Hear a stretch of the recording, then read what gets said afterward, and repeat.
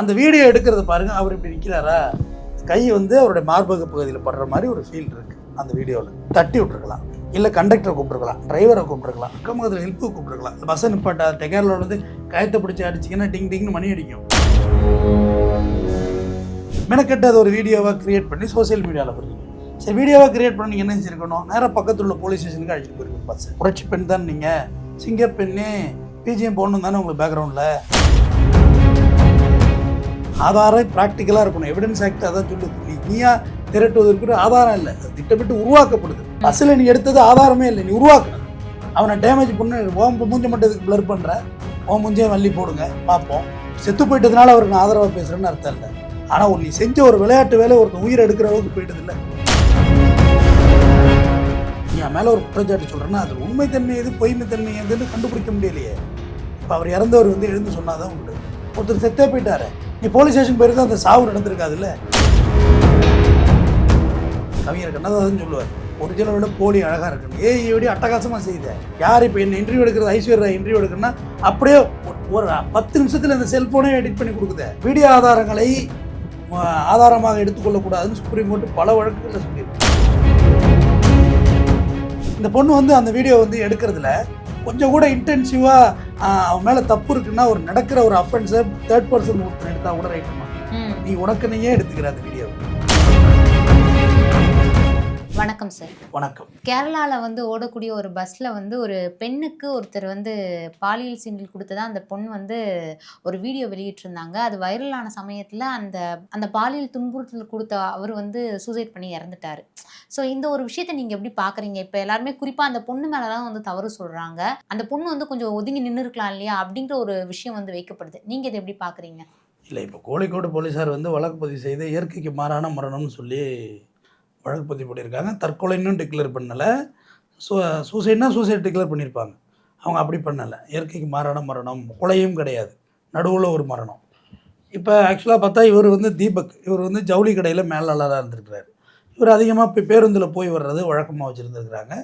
அப்படி one day போக்குள்ளே தான் கண்ணூர் அப்படிங்கிற பகுதிக்கு ஜனவரி 15 போகிறார். அப்போ இந்த பொண்ணு வந்து தன்னோட செல்ஃபி கேமராவில் வளைச்சி எடுக்குது. அந்த வீடியோ ஷாட்டோட ரா ஃபுட்டேஜ் பார்க்க நான் யாரையும் ப்ளேம் பண்ணலை. இவர் பாலியல் சீண்டல் செய்தாராங்கிறது நமக்கு தெரியாது. இல்லை இதை அப்படியே ஒரு க்ரியேட் பண்ணி இவங்களா வீடியோவாக எடுக்கிறாங்களாங்கிறது தெரியாது. அதாவது டியூன் மீனிங் அதில் இருக்குது. பட் அது என்ன மீனிங்கிறதே சொல்கிறேன். இந்த இப்போ அப்படி இருக்கக்குள்ளே இந்த பொண்ணு தள்ளி நிலுங்கன்னு சொல்லியிருக்கலாம். என்ன மேலே வந்து உறைஞ்சிக்கிட்டு இருக்கேன் நான் வந்து இல்லையான்னு சொல்லலாம் தானே. மலையாளத்தில் வேறு மாதிரி சொல்லியிருக்கலாம். என்னோட மேலே வந்து ஏறி அப்படின்னு ஏதோ ஒரு அது வீட்டில் சொல்லி விட்ருக்கலாம், நமக்கு தெரியல. மெனக்கெட்டு அதை ஒரு வீடியோவாக க்ரியேட் பண்ணி சோசியல் மீடியாவில் போடுறீங்க. சரி, வீடியோவாக க்ரியேட் பண்ணி என்ன செஞ்சுருக்கணும், நேராக பக்கத்தில் உள்ள போலீஸ் ஸ்டேஷனுக்கு அழைச்சிட்டு போயிருக்கணும். பஸ்ஸை புரட்சி பெண் தான் நீங்கள், சிங்கப்பெண்ணே பிஜிஎம் போடணும் தானே உங்களுக்கு பேக்ரவுண்டில். பக்கத்தில் உள்ள போலீஸ் ஸ்டேஷனுக்கு அழைச்சிட்டு போயிருக்கலாம். பக்கத்தில் அக்கம் பக்கத்தில் நிற்கிற ஹெல்ப்பு கூப்பிட்டுருக்கலாம், கண்டக்டரை கூப்பிட்டுருக்கலாம், டிரைவ். இது ஒரு வேலையா எதாக இருந்தாலும் வீடியோ எடுத்து போட்டு விடுறது. அது உண்மை பொய்யெல்லாம் கிடையாது. வீடியோ ஸ்ப்ரெட் பண்ணுறது. ஆரம்பத்தில் வந்து இந்த பொண்ணு அவர் வந்து அவருக்கு வயது கிட்டத்தட்ட 40 வயசு நெருங்கி ஆகுது. சோசியல் மீடியாவில் வீடியோ வைரல் ஆகுது அப்படின்றது பிறகு ஆரம்பத்தில் இவர் அதை பெருசாக எடுத்துக்கல அப்படி தான் சொல்லியிருக்காரு. ஆனால் போக எல்லோரும் வந்து இது ஒரு பெரிய கண்டென்ட்டாக மாற்றிருப்பாங்க. அக்கம் பக்கம் எல்லாருமே ஒரு பெரிய கிரியேட்டிங்காக மாற்றிருப்பாங்க. கடைசியாக அவர் வந்து சூசைட் பண்ணிக்கிறாரு. கதவை தட்டினா திறக்கல. அப்புறம் அக்கம் பக்கத்து சொல்கிறது பார்த்தா தூக்கு மாட்டி தொங்கிடுறாரு. காவல்துறையில் வழக்கம் பதிவு பண்ணியிருக்காங்க. இப்போ அந்த பொண்ணு விசாரணைக்கு உட்படுத்துவாங்க. அந்த பொண்ணு ஒன்றும் விட்டுற மாட்டாங்க. அந்த வீடியோ எடுக்கிறத பாருங்கள். அவர் இப்படி நிற்கிறாரா, கை வந்து அவருடைய மார்பக பகுதியில் படுற மாதிரி ஒரு ஃபீல் இருக்குது அந்த வீடியோவில். தட்டி விட்டுருக்கலாம், இல்லை கண்டக்டரை கூப்பிட்டுருக்கலாம், டிரைவரை கூப்பிட்டுருக்கலாம், அக்கம் பக்கத்தில் ஹெல்ப்பு கூப்பிட்டுருக்கலாம். பஸ்ஸை நிப்பாட்டா டெக்காரில் வந்து கயத்தை பிடிச்சி அடிச்சிங்கன்னா டிங் டிங்னு மணி அடிக்கும். தெரியும்ல, சைடில் ஒயர் மாரி கயிறு போயிட்டுருக்கும். எந்த விதமான ஹெல்ப்பும் கூப்பிடா அள்ளி சோசியல் மீடியாவில் வீடியோவாக விடுறது. சமீபத்தில் கொஞ்ச நாளைக்கு முன்னாடி சென்னையில் கூட பார்த்தேன். 3 பசங்க வந்து அவனு இதில் உட்காந்துருக்கானுங்க பஸ்ஸில். அந்த லேடி முறைக்கட்டையெல்லாம் யாரெல்லாம் எனக்கு தெரியாது. டேய் எந்திரி லேடிஸ் எல்லாம் நிற்கிறாங்கன்ட்டு அது வீடியோ எடுத்துக்கிட்டே கிட்டே போகுது. அக்கா எந்திரிக்க சொன்னால் எந்திரிக்க போகிறோக்கா, அதுக்கு எதுக்கு வீடியோலாம் எடுத்து சீன் போடுறேன் அப்படின்றான். படியில் நின்று சாவ சொல்கிறீங்களா அவனை? பல்ல போட்டு போகிற பையன் 3 பேராக உட்காந்துருக்கானுங்க. நீங்கள் லேடிஸுக்கு இடம் வேணா, தம்பி எந்திரிப்பா ஐயா, அக்காவுக்கு அம்மாவுக்கு ரொம்ப கால் வலிக்குதியா, எந்திரியா உட்காடுறீங்க அப்படின்னா எந்திரிச்சிட்டு இடம் கொடுக்க போகிறான். அதை எடுத்துகிட்டு வீடியோ எடுத்துக்கிட்டே போகிறது. இப்போ அது ஒரு ஃபேஷனாகவே ஆகிப்போச்சு. எங்கே போகிறதா இருந்தாலும் வீடியோ எடுத்துக்கிட்டே என்ட்ரி ஆகுது. போலீஸ் ஸ்டேஷனில் போனால் வீடியோ எடுத்துகிட்டே என்ட்ரி ஆகுது. என்ன பழக்கம் அது? எங்கேருந்து கற்றுக்கிட்டு இந்த பழக்கம்? ஒரு வீடியோ வெளியாகுது, அந்த வீடியோ நல்ல விஷயமான வீடியோவான்னு தெரியல. இந்த நாள் பார்த்தா திருவள்ளூரில் ஒரு கொலை நடக்குது. போட்டு கல் எடுத்து போட்டு முட்டையர்னு அடித்து கொள்றானோ. ஒரு பயப்புள்ள மறைக்கலம்மா, எல்லாம் வீடியோ எடுக்கிறான் செல்ஃபோனில். உடனே நடந்தாலும் வீடியோ எடுக்கிறான், குரங்கு குட்டியாரமோட வீடியோ எடுக்கிறான். பட் இந்த மாதிரியான விஷயங்கள் ஓகே சார். இதுவே வந்து ஏதாச்சும் ஒரு தவறு நடக்குது, அந்த இடத்துல வந்து நம்ம வீடியோ எடுக்கிறோம் அப்படின்னா, அது நமக்கு ஒரு ஆதாரமா இருக்கும் இல்லையா? அந்த இன்டென்ஷன்ல கூட சில பேர் ஆதாரம் சாதாரணமாக இருக்க வேண்டும். சுப்ரீம் கோர்ட்டு பல வாட்டி சொல்லிட்டு, நீ ஒரு ஆம்பளை திட்டமிட்டு வரவழைச்சு ரூமுக்குள்ள பிளான் பண்ணிலாம் வீடியோ எடுத்தால் அது எவிடன்ஸ் எல்லாம் எடுத்துக்க மாட்டாங்க. ஆதாரம் ப்ராக்டிக்கலாக இருக்கணும். எவிடன்ஸ் ஆக்ட் அதான் சொல்லுது. நீயா திரட்டுவதற்கு ஆதாரம் இல்லை, அது திட்டமிட்டு உருவாக்கப்படுது. உருவாக்கத்தில் இதுக்கு நிறைய வித்தியாசம் இருக்குல்ல. நீ உருவாக்கி எடுக்கிறது எப்படி ஒரு ஆதாரமாகும்? அதுதான் இங்கே செஞ்சுருக்காங்க. பஸ்ஸில் நீ எடுத்தது ஆதாரமே இல்லை, நீ உருவாக்குனது. அவனை டேமேஜ் பண்ண ஓம் மூஞ்ச மட்டும் இதுக்கு பிளர் பண்ணுற, ஓம் மூஞ்சே வள்ளி போடுங்க பார்ப்போம். ஏன் லேடிஸ் மூஞ்சை மட்டும் பிளர் பண்ணுறீங்கன்னு கேட்குறேன். மூஞ்சை போட்டு பார்ப்போம், யார் விக்டிம்னு தெரிஞ்சுக்குவோம். செத்து போயிட்டதுனால அவருக்கு நான் ஆதரவாக பேசுகிறேன்னு அர்த்தம் இல்லை. ஆனால் நீ செஞ்ச ஒரு விளையாட்டு வேலை ஒருத்தன் உயிரை எடுக்கிற அளவுக்கு போயிட்டது இல்லை. நெத்தம் பஸ்ஸில் பெண்கள் இடிக்கப்படாமல் வர்றாங்களாம்மா? நீங்கள் சொல்லுமா? இல்ல கண்டிப்பா எல்லாருமே அதனால பாதிக்கப்பட்டு தான் வராங்க. அவர் இன்டென்ஷனா பண்ணியிருந்தா அது தப்பு தானே. அப்ப நான் என்ன சொல்றேன், இடிச்சவனுக்கு நான் ஆதரவா பேசலாமா?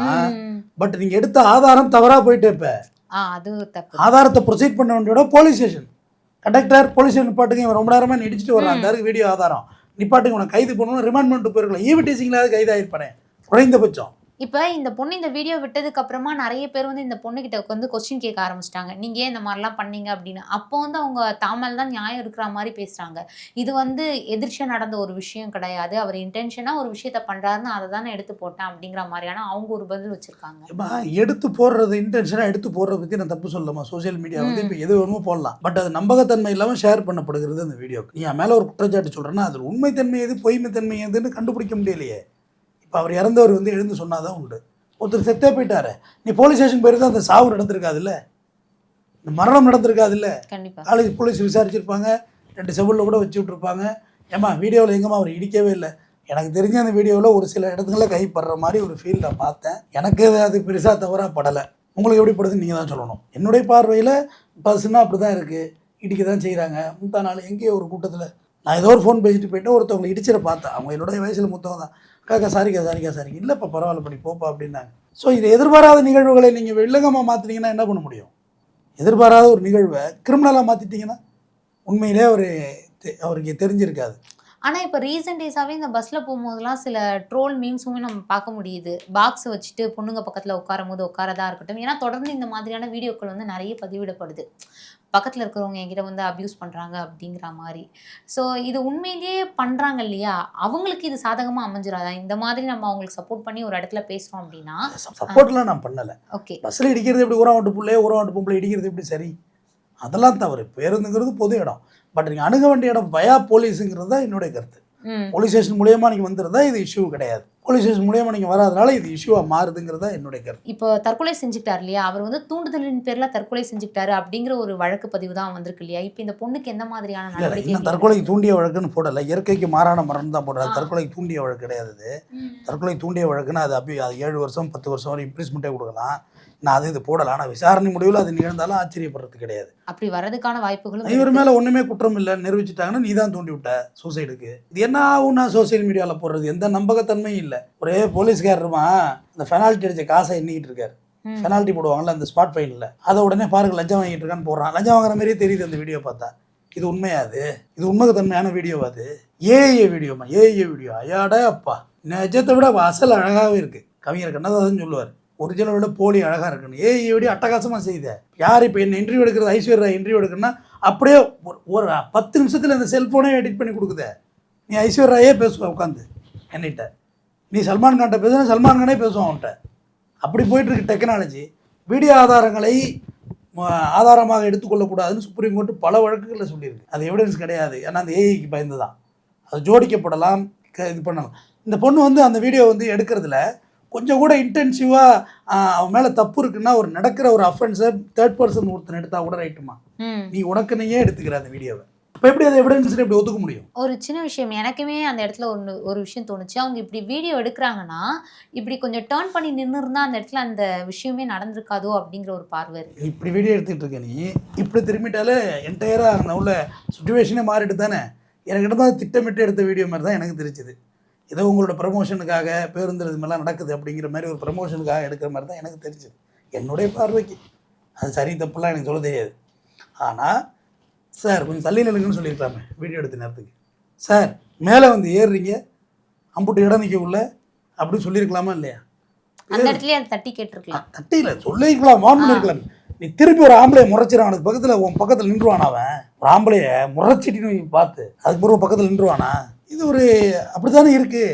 ஷேர் ஆட்டோக்கள் எல்லா இடத்துலையும் எப்படிமா எல்லாம் நெசங்கி தானமா வீட்டுக்கு போகிறாங்க டெய்லி. பொது போக்குவரத்தை பயன்படுத்துகிறவங்களுக்கு இந்த பிரச்சனை இருக்குது. அதுதான் மகளிர் பயணம்லாம் நம்ம நாட்டில் தனியாகவே விட்டாங்க. மகளிர் விடியல் பயணம் தனியாகவே போங்க, உங்களுக்கு ஃப்ரீயாகவே போங்க. மெஜாரிட்டி அதில் ஏறிடுறாங்கல்ல. மைனாரிட்டி டிக்கெட் எடுக்கிற ஆம்பளைங்க மட்டும் தான் அதில் ஏறப்பாங்க. ஃபுல் ஃப்ரீடமாக லேடிஸ் போகிறாங்க. லேடிஸ் காலேஜ் கொண்டு வந்தாங்க, லேடிஸ் ஸ்கூல் கொண்டு வந்தாங்க. மகளிர் சொல்கிறேன். இந்த டேண்டாஸ் இருக்குல்லம்மா, டேண்டாஸ்னால் தமிழில் இங்கே தமிழில் இந்தியாவில் கழிப்பறை. அதில் வந்து பெண்கள் ஆண்கள்னு சில இடத்துல பைத்தியம் எழுதி போட்டிருக்கானுங்க. அது சில இடத்துல பார்த்தா ஒரு இப்படி வச்சு தலை வச்சு ஒரு கொம்பு மாதிரி போட்டிருக்கான். இது லேடிஸாக ஜென்ஸாங்கிற குழப்பம் படித்த நமக்கே வருது. இப்படி ரவுண்ட் இருக்குமா, அதில் குச்சி போட்டு இப்படி போட்டிருக்கான் கால். அது பொம்பளை பிள்ளை 2 சடை மாதிரி இப்படி போட்டிருக்காங்க. அந்த ஒரு சும்மா ஒரு சில பேருக்கு பேண்ட் மாதிரி, இன்னொருத்துக்கு பாவாடை மாதிரி போட்டிருக்காங்க. எழுதி தான் போடண்டா, ஜென்ஸு லேடிஸு ஆண் பெண் தவறி. நமக்கு அது ஒரு பெரிய ஃபியர்னஸ் இருக்குது. ஒரு இடத்துல போய் கை கழுவ போயிடுறோமா, ஒரு 2 டோர் பக்கத்தில் இருக்குது, அது எந்த டோர்னு தெரியல. ஒருவேளை தெரியாமல் தட்டிட்டா நீங்கள் எவ்வளோ பெரிய சீன் கிரியேட் பண்ணுறீங்க அந்த இடத்துல. ட்ராமா. லேடிஸ் டாய்லெட்டை தட்டிட்டான், லேடிஸ் டாய்லெட்டை தட்டி கிரியேட் பண்ணுவாங்களா இல்லையா? கண்டிப்பாக பண்ணுவாங்க. அது நடக்குது. அப்போ அதை ஒழுங்காக தான் எழுதி போட்டு தொலைங்களேன்டா, ஒழுங்காக தான் போய் தொலையிட்டோம். இப்போ சென்னைக்கு முதல்ல வந்தோம் நான், அவர்லாம் இப்போ பெரிய ஆளாக இருக்கார். 2001 எனக்கு அப்ளிகேஷன் போட வந்தோம் எங்கள் அம்பேத்கர் லா யூனிவர்சிட்டியில். அப்போ பெண்களுக்கு வந்து சீட்டு இருக்குங்கிறதுல எனக்கு நாலேஜ் கிடையாது. நைட்டு ஃபுல்லாக ட்ராவலு. இதில் வந்து டி நகரில் ஏறி இங்கே ஜெராக்ஸ் என்னமோ எடுத்துகிட்டு இங்கே ரூம் போட்டிருந்தோம். இங்கேருந்து அங்கே பாரிஸ் போகணும். சின்ன பையன் தானே, தூக்கம் எனக்கு. தூங்குறேன், எந்திரிக்க சார் லேடிஸ் சீட் அப்படிங்கிறாங்க. எந்திரிச்சு அந்த கம்பியை பிடிச்சி நிற்கிற வயசெல்லாம் அதில் பொத்துன்னு உழுவுறேன். அந்த அண்ணா வந்து என்னை காலுக்கிட்ட உட்கார வச்சுக்கிட்டாரு, அப்படியே தூங்க வச்சுக்கிட்டாரு. இந்த அனுபவமே எனக்கு இருக்கு. பெண்களுக்குன்னு உங்களுக்கு சீட்டு உண்டு. ஆனால் அதில் நிஜமாக அது சின்ன பையன் தூங்கிட்டு இருக்க பையன் எழுப்பிட்டு இருக்க வேண்டிய அவசியம் இல்லையே. சரிப்பா அவன் பாட்டு தூங்கிட்டு இருக்கட்டும், நான் வேணா பக்கத்தில் உட்காந்துருந்துருக்கலாம் தானே. பண்ணிருக்கலாம். உங்களோட ரிசர்வேஷன் இவ்வளோ தப்பாக நீங்கள் யூஸ் பண்ணுறீங்க. ஊனமுற்றோர் உட்கார விட்றாங்களா அதில்? இல்லையே. பெண்கள் இருக்கு, பெண்கள் சீட்டில் உட்காரணும். பட் நீங்கள் வந்து ஆண்கள் சீட்டில் உட்காந்துறீங்களே. உங்கள் ரிசர்வேஷன் முடிச்சுட்டு தானே இங்கே வரணும். பெண்கள் சீட்டில் முழுசாக நீங்கள் உட்காந்த பிறகு தானே இந்த சீட்டுக்கு வரணும். அப்படி இந்த சீட்டுக்கு வந்தப்போ ஆண்களை தான் எழுந்துக்க சொல்கிறாங்க. ஆண் பெருந்தன்மையோடு எழுந்து தான் நிற்கிறான். தவறுகள் இருக்குது, எதுலையும் இல்லைன்னு சொல்லலாம். ஆனால் ஆண் பெருந்தன்மையாக தான் இருக்கான். நீங்கள் ஒரு கற்பினியாக லேசாக வயிற்று தள்ளிட்டு போங்களாம் பஸ்ஸில், உட்காருமான்னு சொல்கிறாங்களா இல்லையா? யார் நீங்கள் இடம் கட்ட இல்லைன்னு ஒரு ஆண்களோட சொல்ல மாட்டான். அது உங்கள் மேலே அஃபெக்ஷனில் சொல்கிறான், அஃபேரில் சொல்கிறான்னு நினச்சிட்டு அது உங்களோட தற்குறித்தனம். பெண்கள்லாம் நம்ம நாட்டில் மரியாதைக்குரியவர்கள், அவ்வளோதான். கண்ணியத்துக்குரியவர்கள், அவ்வளோதான். சரிதானே? கண்டிப்பாக. வேறு எதுவும் நான் பெருசாகலாம் அதில் பேசுறது ஒன்றும் கிடையாது. ஆனால் நீங்கள் போய் இடம் கட்ட யார் இல்லைன்னு சொல்ல போகிறா? அவர் இடிச்சாருன்னா சார் தள்ளிடுங்கன்னு சொல்கிறது வாய் இல்லையா உனக்கு? வீடியோ போட தெரியுது உனக்கு? ஒருத்தர் செத்த போயிட்டான் அன்னைக்கு. தப்பு யார் மேலே இருக்கிறது பிறகு பேசும். ஒரு உயிர் போயிட்ட, உயிர் பலி காரணமாக நீயால இருந்துட்ட. ஒரு விசாரணை தீர விசாரிக்கணும்லம்மா. வள்ளுவ பெருந்தோட முடிக்கிறேன். எப்பொருள் யாருக்கு எப்பனும் அப்பொருள் மெய்ப்பொருள் காண்பது அறிவு. வள்ளுவன் யார் சொன்னான்னு விசாரிச்சாதான் முடிவு தெரியும். அதுக்குள்ளே ஒரு உயிர் போயிட்டது இல்லை. தொடர்ந்து பேசுவோம். நன்றி. நன்றி சார்.